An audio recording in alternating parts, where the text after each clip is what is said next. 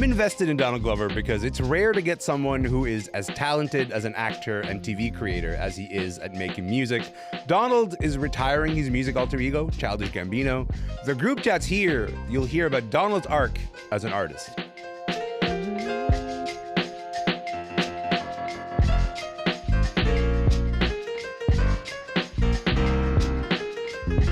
I'm ElaminAbdelmahmoud. This is Commotion. Okay, so can I just say, like, right off the top, I have followed Donald Glover quite closely for a long time. He's an artist that I would say I'm rooting for him. That doesn't mean I like everything that he does. That doesn't mean I don't have my criticisms of him, but it does mean I'm interested in where he's going as an artist.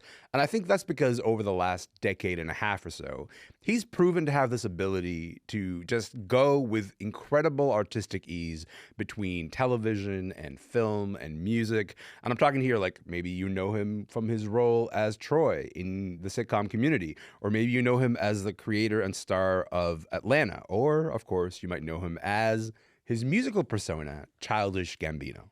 It's written in stone, freak it and leave it alone. Give it time, let the truth come to light. Let them catch up, peeping like damn, he was right. Rather have my foot on their neck than their hand on the mic. Rather die a good man with a bad wife. These almost 50 and they dressing like a hype beast. Used to get the peach milkshake and add the 8-piece. White boy throwing dirt on my name for the think piece. Checks off. That's called Yoshinoya. That is from this new Childish Gambino album. It's supposed to be the last album under the alter ego of Childish Gambino. The album is called Bando Stone and the New World. A lot of people are calling that song that you just heard there a Drake diss. Sarah-Tai Black is here. David Dennis Jr. is here. Ian Kamau is here. We're going to talk about all of this, about the highs and the lows and the controversies of Donald Glover's career up until this point. David and Kamau and Sarah-Tai, welcome to the show, y'all. How's it going? Doing great. Hello. We have a lot to talk about. Okay, David, we're going to start with you because we started with that song, Yoshinoya. He's got that song, he's got that bar. He's like almost 50, but still dressing like a hype beast. He's, there's this idea of this is a song that is targeting Drake.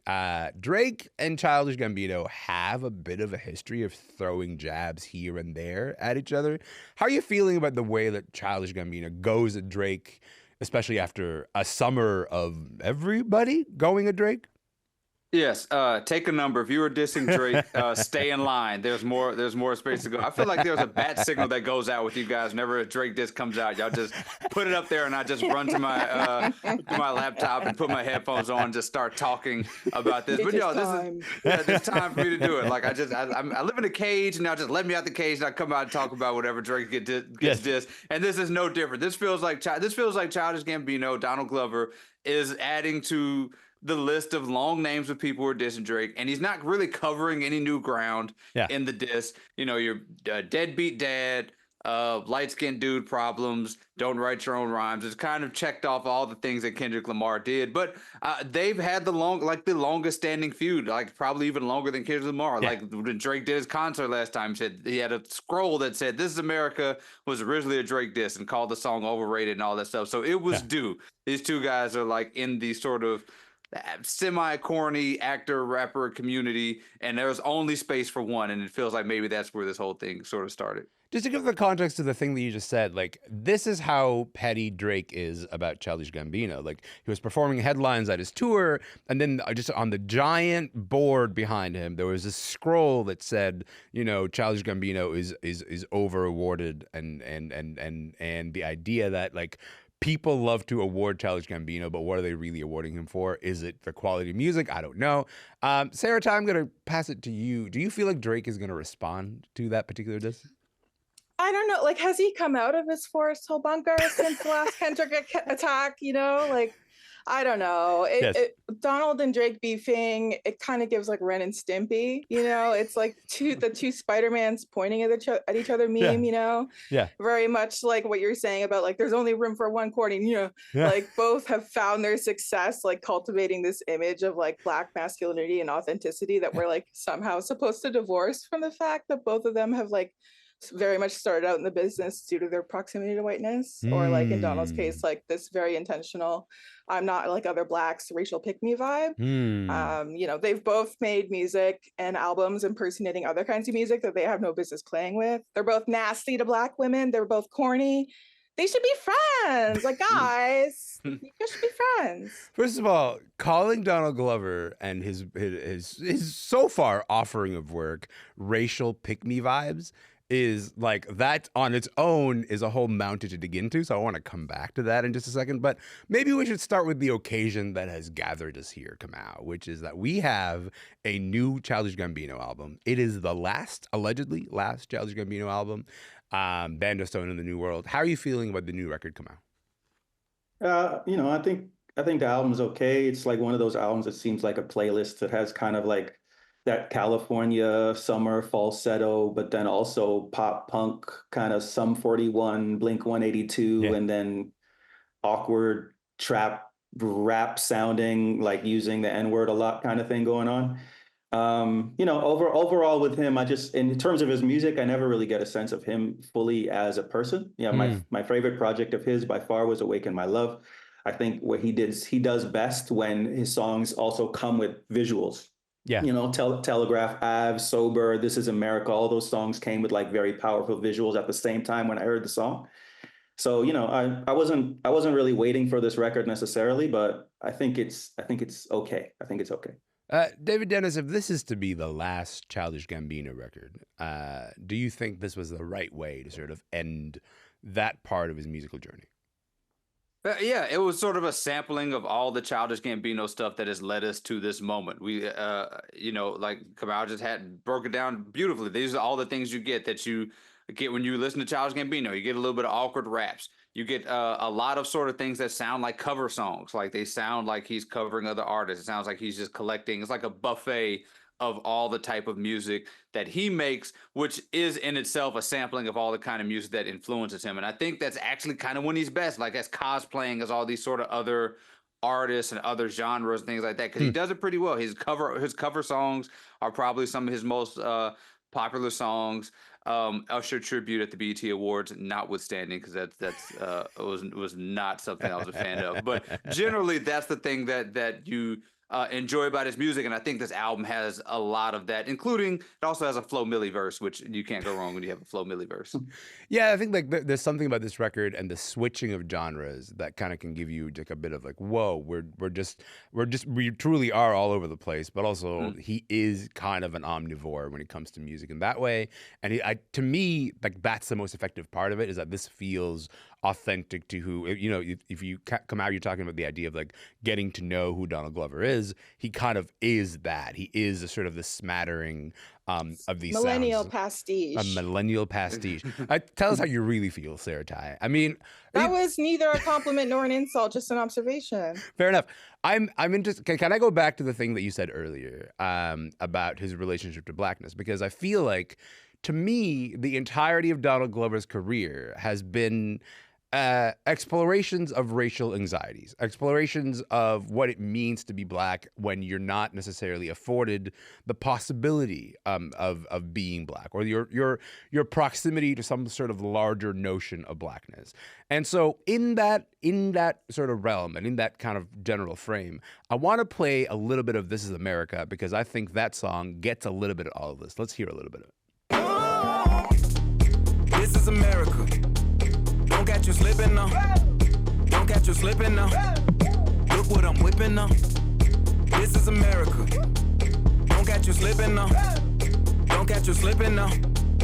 Look what I'm whipping now. That's a bit of This Is America from Childish Gambino, aka Donald Glover. Look, when this song came out, it was a big deal. It came out while he was hosting SNL. It became one of those sort of most talked about songs of that year. David, when you think of the song, I immediately think of the video. What made the video such a noteworthy event, you think? Well, I mean, first of all, if anybody wants to feel pretty depressed, that song came out 6 years ago, which I could not believe when I revisited. Like, time does not exist anymore. 100%. The thing about the video, I mean, it's striking imagery. It's all these illusions. It like felt like something that when you're watching, people were dissecting and trying to figure out what the deeper meanings were. And it was also one of those things that felt like something that like sat in that like particular pocket of making white people feel as though they thought they were uncomfortable, but like they made them feel like they thought they were uncomfortable enough to like really love it without actually pushing them into actual discomfort, right? And so it's one of those things that as a white person, when they watch, they're like, this is provocative and it makes me think about race and all these things, and I'm going to give it all the awards that I could possibly give it without actually saying much to me. Like it didn't say much that has not been covered in a lot of hip hop, a lot of music, things like that. But Donald Glover has always sort of existed in that pocket in a lot of his artwork of things that white folks are feel like they should like, or they should want to be challenged by, and it goes just short of doing the actual challenging that makes art like that actually challenges not get awards. So he knows how to sort of play that game. So this is, I think, what you're trying to get at earlier, Sarah-Tai. This idea of, he's sort of making provocative art, but it's not really provoking anybody. There's something about the level of provocation that Donald Glover gives that is like, that's not quite enough. Is that what you're trying to get at? Yeah, I would say it's not that it's not provoking people. It's exactly that it is provoking people, but there's no critical thought. There's no substance behind it. I hated this video with a passion when it came out. I still do. It's very like Kanye N-word in Paris. Like, I don't know what it means. No one knows what it means, but it's provocative. Like that is the essence of this. And it's the essence of a lot of Donald's like work that touches more substantially, let's say, on race and culture. It felt like he was trying to have like his own, speaking of Kanye, like his own little like Jesus Walks moment, but like upgraded for the late 2010s, but it adds up to nothing. And worse than that, like it's really harmful in the process. The gag of this video is that it was hailed as part of like this overall pivot he was doing to this new kind of like pro-Blackness, this pseudo creative genius phase that he very much self-initiated, but it's so deeply anti-Black. It's so deeply lacking in artistic value outside of like basic directing and editing skills, and it really rubs me the wrong way. So much of our spirit, of our freedom as Black folks, as stolen Black folks, is rooted in like how we commune with each other, how we sing, how we dance, how we talk, how we engage in ritual. And historically, that supposed animatedness has been used against us so much, like weaponized in minstrelsy. And that's what this video feels like here, with its thematic, its narrative, its choreography. I think it's nasty. I think it's vile. Especially for someone who like once berated Black organizers in Atlanta for protesting instead of voting and lobbying, to think that this was anyway radical or critically engaging. So Kamau, Sarah-Tai didn't say that the video was bad. They said it was vile. That's a strong reaction to that video. Do you have a similar sort of reaction to it, or do you come at it from a different perspective? I like the video. I always like the video. Yeah. I agree. But also, I don't know. I mean, I think This Is America is like, to me, it's like Jordan Peele's kind of Get Out in song form. And I think my perspective on it is that it's the film element of it was the thing that I gravitated to the most, similar to like the last thing that I kind of said about that. Yeah. I know that he referenced Thriller and all kinds of things, but I do agree that like the specific pointed like depth about the experience of Blackness in America, that's not really what this was about. This was about entertainment at the end of the day. So if folks are just joining us, my name is ElaminAbdelmahmoud. This show is called Commotion, and I'm talking to culture critics Sarah-Tai Black, Ian Kamau, and David Dennis Jr. We're talking about Donald Glover. We're talking about Donald Glover after the release of, reportedly, the last Childish Gambino album. I want to move on from the music for a moment and talk about another memorable Donald Glover moment. Take a listen to this. Honey Earn is Paperboy's manager, a very, very talented young rapper. Oh, you manage rap? Yes, I manage rap. There is nothing wrong with earning money doing something with rap. Yeah, honey, you're missing the point. It's not about money. This is bigger than money. Paperboy is underground. So that's from a widely critically acclaimed television show. That's Atlanta, created, of course, and starring Donald Glover as Earn. He's a manager navigating the music industry. He's got this buzzing artist, Paperboy. That's Brian Tyree Henry plays him. David, look, you're the sole Southerner on this panel. You get to speak on this, man. How did you feel about Atlanta when it came out? Okay, so I was a big fan of, first of all, was a big fan of Community. I thought Community was hilarious. I thought it had some genius moments, and that's how my introduction to Donald Glover. And then I heard he's leaving to do his own show about an Atlanta rapper, and I rolled my eyes as like much as humanly possible. Like, what does this dude have anything to do about like talking about Atlanta rap? I know he's from there, but there's a lot of politics, race politics, all that stuff involved in that. I went to the screening here in Atlanta. For the show, there was obviously not a lot that anybody knew about it. Just knew the show was going on. It was nothing but black people there. It was at the aquarium. It was this like big deal. And I watched the first 2 episodes around black folks, and we collectively could not believe that this was this black ass show had been done anywhere attached to Donald Glover.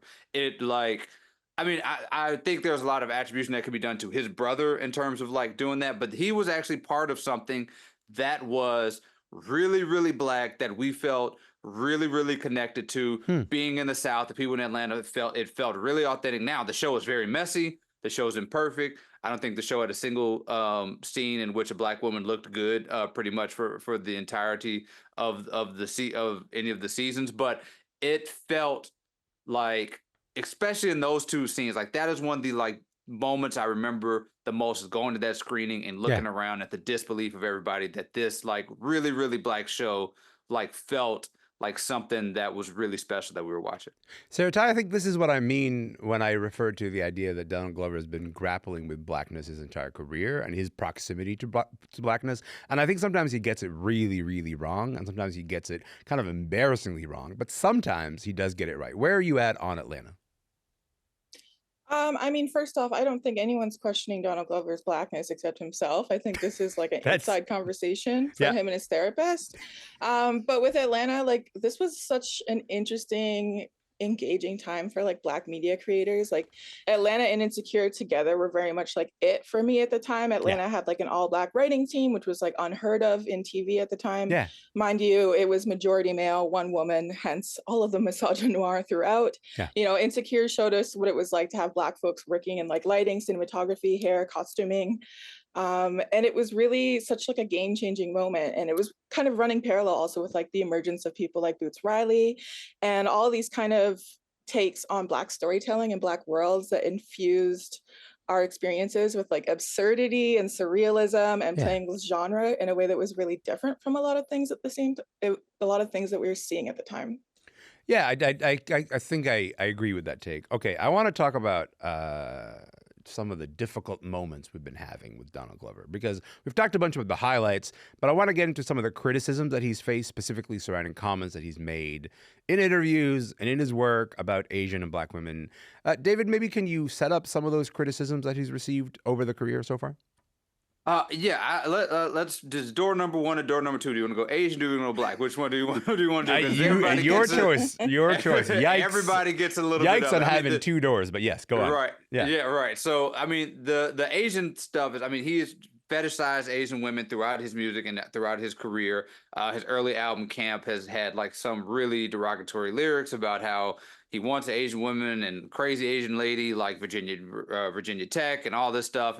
And you know, that has been like a huge part of his career, all the way up to Mr. and Mrs. Smith and some of the stuff that he's done with the characters there, and that meta conversation with black women. As I mentioned, Atlanta, there was like that was like the weakest part of the show, was the way that black women were treated. His music has been part of that. His own complication with this idea of dating black women and things like that have been part of that. I think the way Swarm was his show on Prime about sort of like these fans and fanatical fans with the black woman lead, Dominique Fishback, and his comments about how he wanted her to look like a dog and like be treated like something that's subhuman.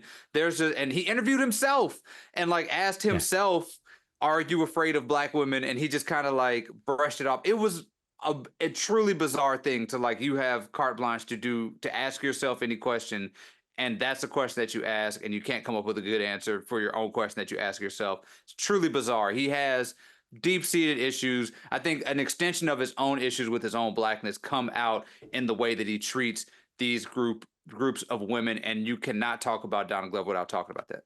Okay, so I want to play you guys part of an interview that Donald Glover did reportedly with the media outlet Hard Knock TV. Part of that interview was uploaded to YouTube back in 2011. It's probably one of the most egregious comments he's made on this topic. Listen to this. Where did the fascination with thick Asian girls come from? I talk about it on the Camp album. It's just, I like people think I have a fetish.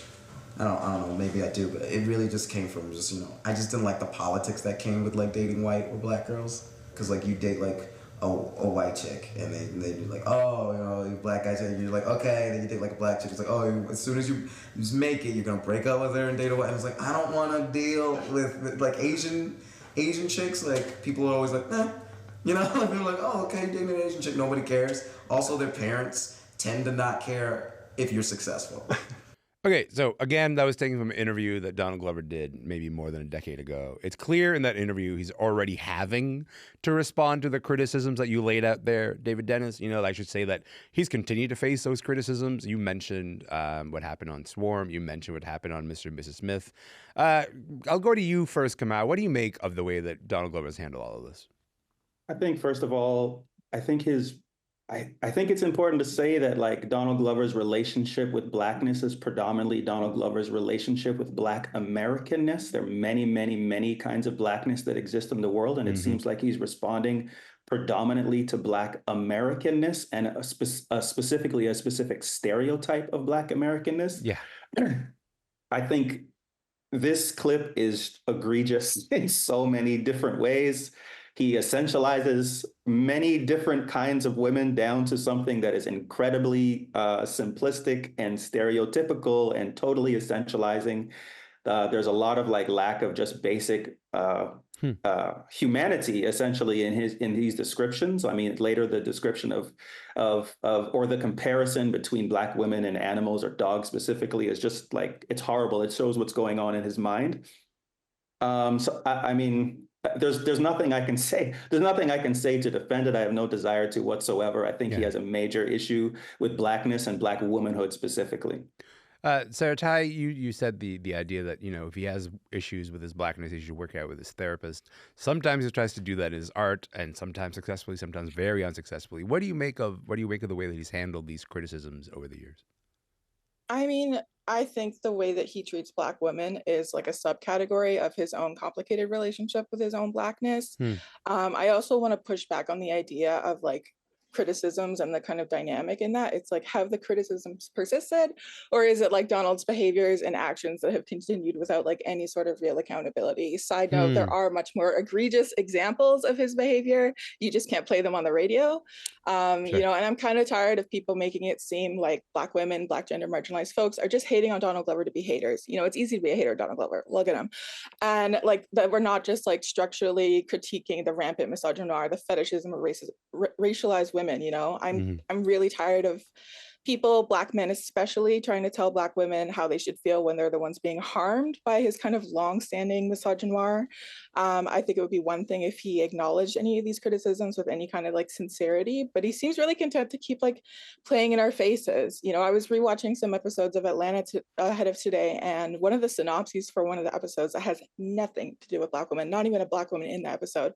The synopses was Black and white episode, yawn, Emmy bait. Why do they hate Black women so much? And it's just like, how much longer are you going to keep doing this? And I think that, when Black men especially say like they're rooting for people like Donald Glover, it gives them a pass on things like this. And it's like, what does it take for Black men especially, not to make the harm and dehumanization of Black women the joke? If you can't see Donald Glover talking about Swarm and how that character is an animal, people making jokes about Megan Thee Stallion getting shot by that loser from Brampton, no shade to Brampton, the police facilitated murders of Black women like Sandra Bland, Breonna Taylor, Regis Paquette, and Sonia Massey are all related. Like, I don't know what to tell you. Like, the call is coming from inside the house at this point, and it's kind of like, listen, I think the idea that the call is coming from inside the house is actually a really good place to leave all of this. I think like that's a lot to sit with. So I'm going to say thank you to all of you. I'm going to go take that as homework, Sarah-Tai, and say I appreciate all of you guys showing up here to talk about Donald Glover's career so far.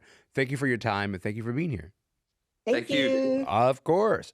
Sarah-Tai Black is a film and culture critic based in Toronto. David Dennis Jr. is a veteran music journalist and culture critic based in Atlanta, Georgia. And Ian Kamau is an artist and culture critic also based in Toronto. Childish Gambino's new album is called Bando Stone in the New World. And if you'd like to go listen to it, if you must, please go do so. My name is ElaminAbdelmahmoud. This show is called Commotion. We are going to be back tomorrow. And you know what? I'll see you then.